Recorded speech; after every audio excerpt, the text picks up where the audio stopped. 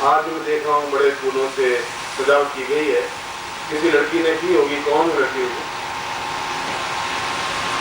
मैं इसको आशीर्वाद देता हूँ कि इसमें बहुत सुंदर फूलों से सजावट।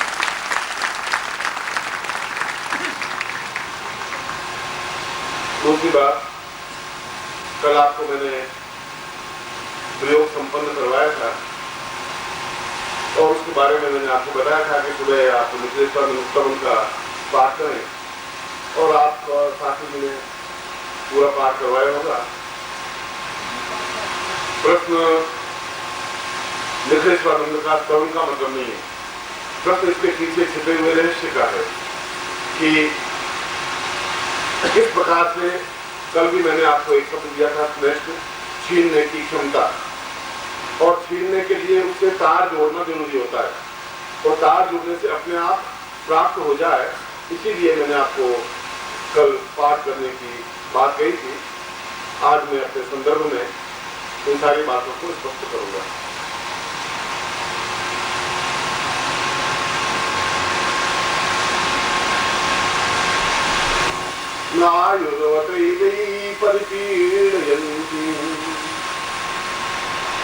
अपने आप में यह बगलामुखी स्तवन का एक सुंदर श्लोक है। सुंदर श्लोक इसलिए कि इसमें जिस श्लोक में भी जीवन का कोई रहस्य छिपा हो, जीवन का कोई मर्म छिपा हो, जिस श्लोक के माध्यम से भी जीवन की उन्नति के लिए कोई रास्ता बनता हो, वह श्लोक अपने आप में सुंदर है। और कल भी मैंने आपको प्रयोग संपन्न करवाया था, जीवन का एक अद्वितीय प्रयोग, और मुझे बहुत अच्छा लगा कि आप में से अधिकांश लोगों ने उस प्रयोग को संपन्न किया।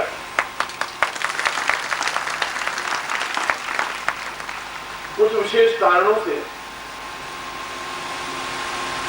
वे प्रयोग संपन्न नहीं कर सके, तो वे कैसेट के माध्यम से घर पर भी इस प्रयोग को संपन्न कर सकते हैं। इसके लिए कोई परेशान होने की जरूरत नहीं है। यहाँ पर मैं शरीर आपके सामने बैठा हूँ, वहाँ आवाज के माध्यम से आपके सामने बैठा होऊंगा। चित्र आपके सामने, आपके मन में आप झांकेंगे तो मैं आपको हृदय में बैठा हुआ दिखाई दूंगा ही, मन प्रयास करता हुआ।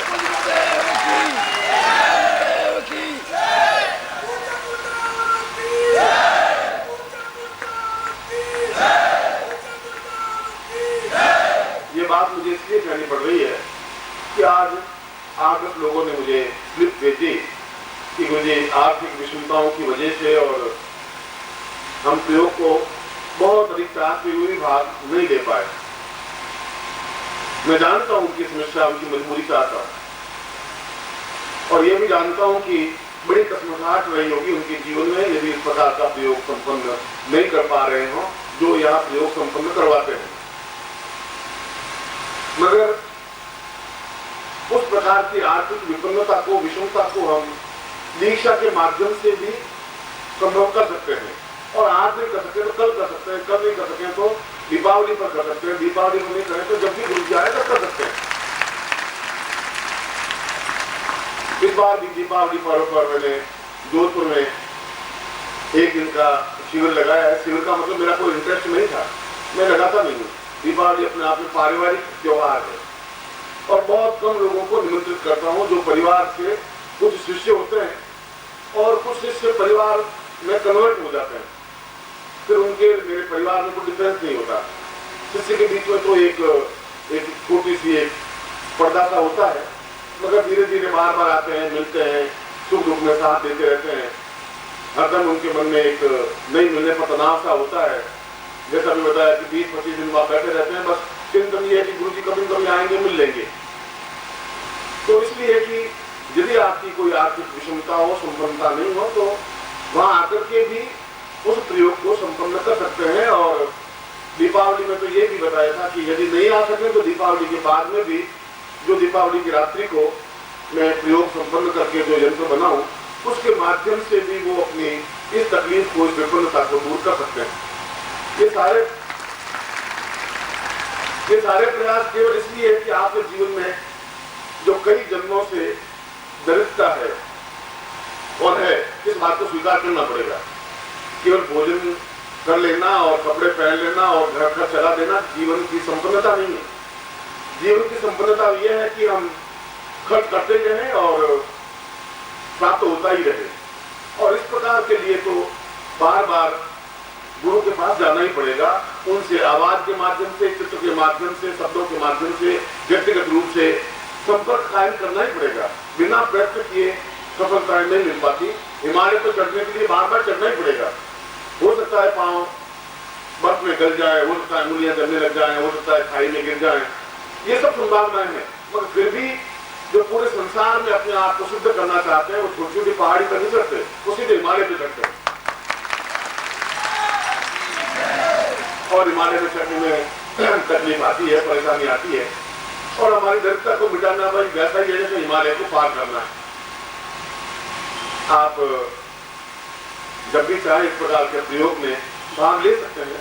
और आगे भी कोई प्रयोग को तो मैं पहले से कुछ प्लान कर भी नहीं पाता हूँ कि मैं इस विषय पर बोलूंगा, ऐसा बोलूंगा। जैसा शिष्यों का मनोभाव देखता हूँ कि शिष्य बहुत ज्यादा प्रसन्नता के साथ जुड़े हैं, तो मैं कुछ रहस्य के कुछ तथ्य उनके सामने स्पष्ट कर लेता हूँ। और आप मुझे उचारे होते नहीं बोल पाते तो मैं सामान्य रूप से जगदम्बा के बारे में बता करके चला जाता। फिर भी कल का प्रयोग मेरी दृष्टि से भी बहुत महत्वपूर्ण है, क्योंकि चाहे कोई भी हो, आप में से साधिका हो या साधक हो या मेरा शिष्य हो या मेरी शिष्या हो, चाहे बालक हो चाहे बालिका हो, आप सब मेरे पुत्र और पुत्रियां ही हैं। चाहे आप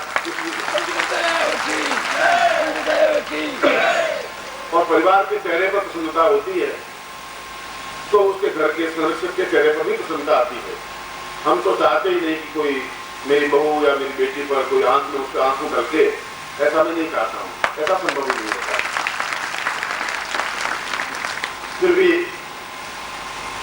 आपकी तरफ से लिमिटेशंस हैं, क्षमताएं हैं, एक जो कुछ पास नहीं आने के लिए जो बाधाएं हैं, मैं उन बाधाओं को दूर करने के लिए प्रयत्नशील बना रहता हूँ।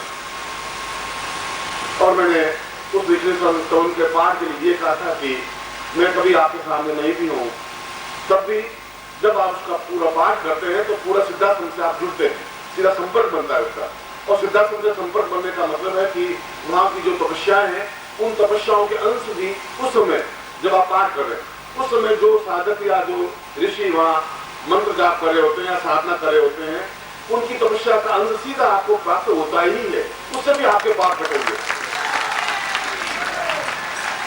आप शायद निकल को शायद नहीं जान पाएंगे और इस जीवन में संभव भी नहीं, आपके जीवन में संभव नहीं है फिलहाल, शायद 2-3 जीवन में भी संभव नहीं हो पाएगा।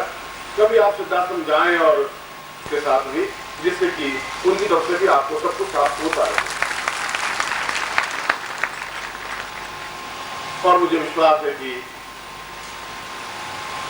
रात्रि आपकी बहुत आराम से बीती होगी, अच्छे स्वप्न आए होंगे और आगे भी आपको सुखद दृश्य प्राप्त हो, आपका शरीर स्वस्थ हो, ऐसा बने आपको देख देख लगे कि शीशे में जब आप देखें तो शीशा खुद तड़क जाए, डूब जाए, कितना तेज चेहरा होना चाहिए आपके चेहरे पर।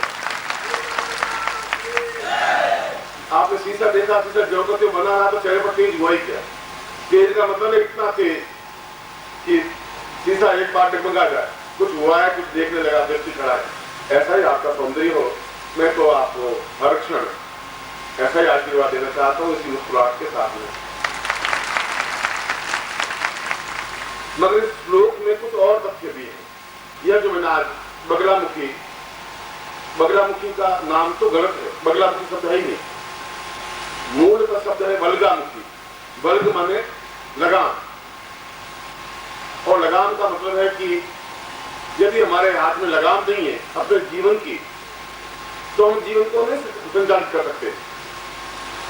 और आपके हाथ में आपकी लगाम है ही नहीं। इसलिए नहीं है कि आपकी लगाम या तो किसी अधिकारी के हाथ में है जो आपको ट्रांसफर करता रहता है, या किसी बिजनेसमैन के हाथ में है जिसके यहाँ नौकरी कर रहे हैं, या घर के किसी मालकिन के हाथ में। आपकी लगाम आपके हाथ में नहीं है। और जिसके हाथ में लगाम होती है वह जीवन को संचालित कर सकता है। औरंगजेब को जब यहाँ राजा बना सन 1600 के आसपास,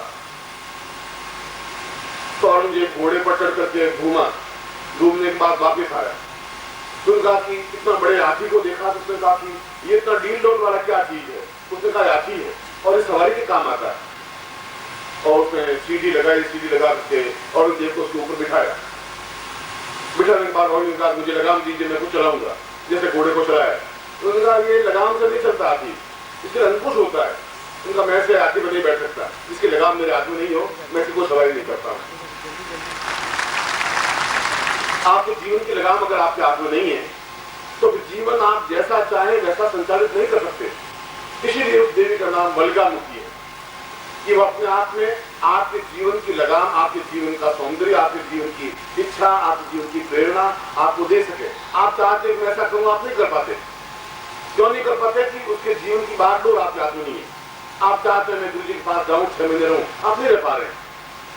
गवर्नमेंट आपको स्वीकृति नहीं देती है, या परमिशन नहीं देती है, या सैंक्शन नहीं करती है, या आपकी फाइनेंस आपको पैसा आपको अलाउ नहीं करता है कि आप जा सके, या घर की मजबूरियां आपको जाने के लिए बाध्य नहीं कर पाती, नहीं जाने देती, या आप लड़की हैं तो आपको घर वाले रोक देंगे, आप पत्नी हैं तो आपको जाने से रोक देंगे, या पत्नी है तो घरवाली आपको रोक देगी, या माँ बाप रोक देंगे, या पैसा, या जो कुछ भी परिस्थितियां। इसका मतलब है कहीं न कहीं कोई कोई ऐसी छिद्र है, कोई लेकुना है जिसकी वजह से आपकी लगाम आपके हाथ में नहीं है। और जब नहीं है तो गारंटी के साथ में आपका जीवन आपके हाथ में नहीं है। और जब आपके हाथ में जीवन है ही नहीं तो फिर आप किस बात की करें कि मैं मेरा ये जीवन आपको सौंप रहा हूँ, ये मेरा जीवन समर्पित कर रहा हूँ, और आज से ये मेरा जीवन आपको समर्पित है। जो आपका जीवन नहीं है, आपका क्या चीज भेंट कर रहे हैं? हड्डियां और रक्त और खून और नाड़ियां तो भेंट करने को फायदा नहीं होगा। ये सब कुछ एक फ्रॉड है, धोखा है। इसलिए धोखा इसलिए छल है कि जब तक आप अपने जीवन को संचालन करने वाले नहीं बन पाएंगे तब तक जीवन का सौंदर्य, जीवन का आनंद नहीं ले पाएंगे, तब तक जीवन की पूर्णता आपको नहीं प्राप्त हो पाएगी। क्या ऐसी कोई स्थिति नहीं है? इसीलिए 10 महाविद्याओं में, जहां काली महाविद्या है, जहां भुवनेश्वरी महाविद्या है, जहां तारा महाविद्या है, वहां सबसे श्रेष्ठ बलगामुखी या बगलामुखी को भी श्रेष्ठतम माना गया है। ये सब महादेवियों में केवल 10 महाविद्याओं से ही पूरा ब्रह्मांड संचालित होता है। तो ये बलगामुखी भी अपने आप में अद्वितीय महादेवी है। अद्वितीय का मतलब है इसके समान कोई देवी है ही नहीं, और इसलिए इसके समान देवी नहीं है कि यही एकमात्र ऐसी देवी है जो आपको समझा सकती है, एहसास करा सकती है। आज तक आपने इस तथ्य पर कभी सोचा ही नहीं कि मेरे जीवन का कोई मतलब भी है, कोई मकसद भी है। आप दौड़ रहे, सुबह उठे, स्नान किया, कपड़े पहने, फिर आप ऑफिस में आए, दुकान में दौड़े और दौड़ते चले गए, और 4 लोगों से बात की, कभी 20 रुपए ज्यादा मिल गए तो बहुत खुश हो गए थे आज कि जो खर्च करके 20 रुपए ले लिए, और 20 में गुम गए तो आप उदास हो गए और शाम को वापिस हो गए। कोई वैसा ही पूरा 365 दिन का आपका ढला है। जीवन में कोई नवीन पन्ना कुछ लिखा हुआ नहीं है, चांद नहीं है, उद्देश्य नहीं है, कोई लक्ष्य नहीं है। मैं आपको पूछूं आपके जीवन का लक्ष्य क्या है, आपको कुछ पता ही नहीं है। जो कुछ हो रहा है हो रहा है, 2 लड़के हो रहे हैं 2 लड़के हो रहे हैं, 1 लड़की हो रही है 1 लड़की हो रही है, 4 लड़के के बाद लड़का हो रहा था हो रहा है, बच्चे बीमार है तो है, आप कुछ कर ही नहीं पा रहे, तो लगाम आपके हाथ में ही। जो कुछ हो रहा है बस हो रहा है। तो वे संसार की तरफ जा रहे हैं, जाके सो जाएंगे, एक कफन ओढ़ लेंगे 4, 4.5, 5 फीट का और चले जाएंगे। जैसा एक पशु चला जाता है, गाय चली जाती है, भैंस चली जाती है, बकरी चली जाती है, वैसे आप भी चले जाएंगे। ये कड़वा सत्य है मगर ये सही सत्य है, क्योंकि आपके पैर संसार की तरफ बढ़ रहे हैं, जीवन की तरफ नहीं बढ़ रहे हैं। हर क्षण आप वृद्धता की ओर बढ़ रहे हैं, बुढ़ापे की ओर बढ़ रहे हैं, हर क्षण आप मृत्यु की ओर बढ़ रहे हैं। अभी आपकी 60 साल उम्र थी, 40 साल पास 20 साल और बाकी रहे, यानी 40 साल आपने संसार की तरफ पांव बढ़ाए। और शास्त्रों में कहा मृत्यु और अमृतम गमेगा, मृत्यु से अमृत्यु की ओर बढ़ना है, शास्त्र तुम्हारा ये कह रहे हैं, और तुम अमृत्यु से मृत्यु की ओर बढ़ रहे हो। शास्त्र कह रहे हैं तो अत्यधिक सौंदर्य युक्त बने, और आप असौंदर्य युक्त बनते जा रहे हैं। झुर्रियां पड़ती जा रही है, बाल सफेद होते जा रहे हैं, तनाव बढ़ता जा रहा है, चेहरे पर मुर्दी छाती जा रही है, और एक कसमसाहट है, एक वेदना सी है, क्योंकि आपको रास्ता मालूम नहीं है कि फिर दूसरा रास्ता कौन सा है, कैसे चले उस रास्ते पर। आप अभी कहकर चले जाएंगे कि अच्छा उस रास्ते पर चलो जहां अमृत है। अब उस रास्ते पर चले कैसे जब हमारे पास आर्थिक संपन्नता ही नहीं है, तो उस रास्ते पर कैसे किसी चीज हो। आपके पास आने के लिए 1000 रुपए कम से कम खर्च होने चाहिए, और आपको मालूम होना चाहिए 1000 रुपए का हमारे जीवन में बहुत महत्व है। मैं आपकी स्थिति को समझ रहा हूं, मगर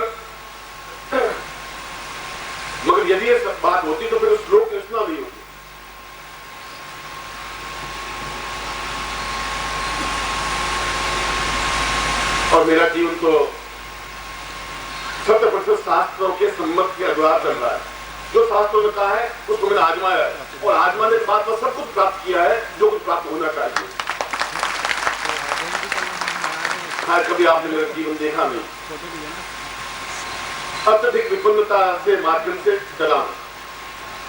शायद जीवन में सब कुछ संघर्ष, कठिनाई, परेशानियां, बाधाएं, अड़चने।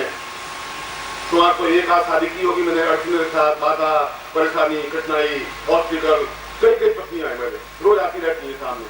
मेरे बात की चिंता करता ही नहीं, विचलित नहीं होता हूं, क्योंकि मुझे श्लोक का मालूम है जो बगलामुखी का सबसे पहला श्लोक है। बगलामुखी का सबसे पहला श्लोक है जो मैंने आपके सामने उच्चारण किया कि लगाम आपके हाथ में होनी चाहिए, और या गुरु है आपका, सही गुरु है तो आपके हाथ में लगाम सौंप दे, नहीं तो